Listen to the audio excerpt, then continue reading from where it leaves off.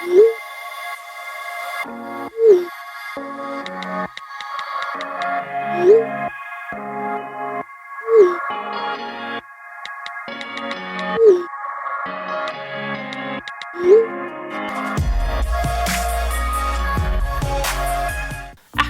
acne, acne. It's easier to treat it once you know what is causing your acne and what is acne. Where's your notepad and pen? Write it down. Oh. Okay, so here we go.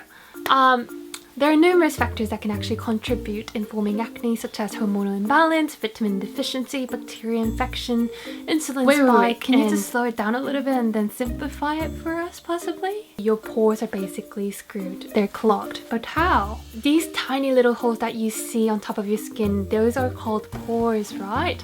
Now, these are the little tiny holes that can actually communicate the outside world and the inside of the skin. So basically, we naturally produce sebum and then push it through our little tiny holes called pores to lubricate our skin, to moisturize our skin. And also we shed dead skin cells through that little hole and then push it to the outside world. Now the problem happens when you excessively produce oil and the dead skin cells tend to build up on your skin, and when they clump together it blocks the pathway. So it's basically closing the door, shutting down the gate. Now even when the door is shut, our little kids inside called sebum, they still want to go out to the outside world and play. So what happens? It builds up inside, I guess. Correct. Yes. That's why our little kids form a union together. They grab hands together, they collaborate to push that door, which is the blocked pores. So that's why on the very top layer of the skin we see those tiny little bumps, okay? Now if it stops here, it is non-inflammatory state yet, and then we call that comedones. So those are called blackheads and whiteheads, right? Right. But the reason why you came in today is because of those little nasty zits that you have on your face, right? Those like bright red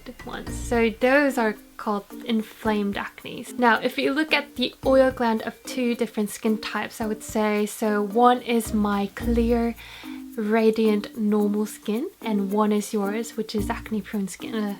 So my sebum, as you can see, is super fluid and clear. It does have bacteria living in, but still, you know, manageable, I would say. Whereas your sebum is very gloopy and sticky and kind of nasty. It's more like a gel, meaning that it has less oxygen inside. And on top of that, if you have clogged and blocked pores, it's creating another kind of shield to have an oxygen-free house. So basically, bacteria obviously flourish in an oxygen-free environment. And what do? They throw a massive bacteria house party. They invite more bacteria friends and more to the house because it's safe, because it's oxygen-free. Now, if there's an underage house party happening, what does your neighbor do? They call the police. Now the police comes in. Now the police inside our skin is called white blood cells. Now the police and the bacteria kids fight against each other, okay? They create this epic battle inside our skin, heating up the room, and that causes, boom, acne. Now, based on everything that Dr. Yoo has educated us, I think now we have a pretty clear understanding on how to approach to combat these problems. So basically, now we know that we have to look for something that's unclogging the pore, anti-inflammatory and antibacterial, and etc, etc. So I'm going to walk you through each treatment that you can find in topical skincare items. Now first, when it comes to unclogging the pores, vitamin A family is super duper effective in doing that. Vitamin A includes retinol, retinoid, azelaic acid, tretinoin. At the same time, you might want to avoid the ingredients that can possibly clog our pores, which we call comedogenic or highly comedogenic ingredients. I'll list some of the highly comedogenic ingredients down below in the info box, so make sure you check it out because you might be surprised because we often see these ingredients in our skincare products. Now, I'm not saying all of the highly comedogenic ingredients are harmful. These ingredients tend to build up more on oily skin types and acne prone skin types. So including some sort of AHA into your routine also really helps because it lifts up all the dead skin cells very gently in a very effective way that were built up around our pores, blocking the pathway out. And a lot of dermatologists actually do not recommend to use a physical exfoliator, especially if you have acne prone skin, because it can aggravate your angry skin to even more angrier state, and also it can infect the bacteria to other areas in your face too, so it's actually triggering more acne.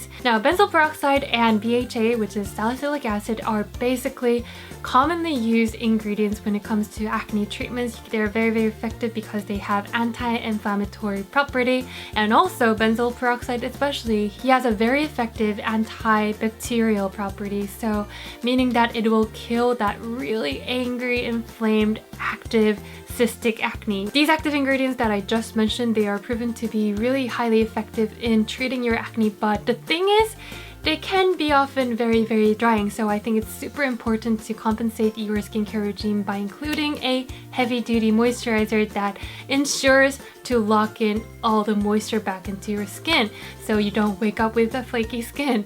Another thing to kind of watch out is that, especially if your skin is completely virgin towards these kind of acne treatments, you might have a high chance to get a little bit irritated. You might experience kind of a tingling sensation or redness or kind of a burning sensation at first, which is not fun, you know?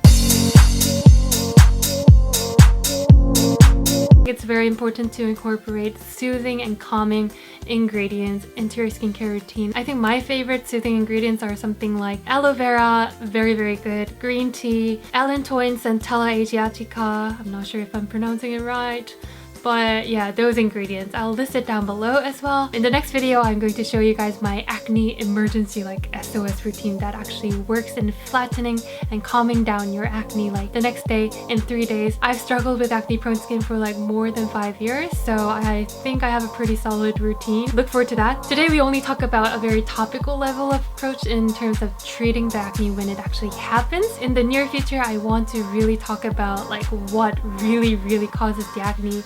Hormonal imbalance, vitamin deficiency or nutrition deficiency, insulin, those kind of scientific stuff. If you have any topics that you want me to cover, let me know down below in the comment box and I will speak to you soon. Bye!